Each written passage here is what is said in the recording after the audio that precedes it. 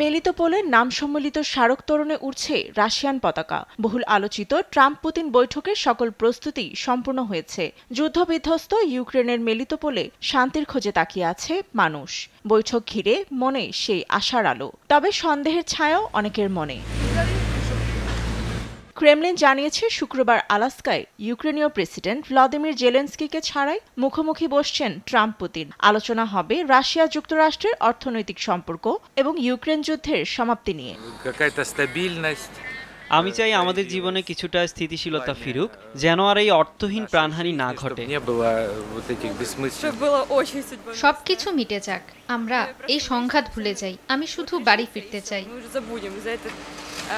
Trump Putin বৈঠক কি ইউক্রেনের মানুষের জন্য শান্তির সেতুবন্ধন তৈরি করতে পারবে, নাকি এ আশার আলো আবারও মিলিয়ে যাবে অনিশ্চয়তার অন্ধকারে? নিউজ ডেস্ক, দেশ টিভি।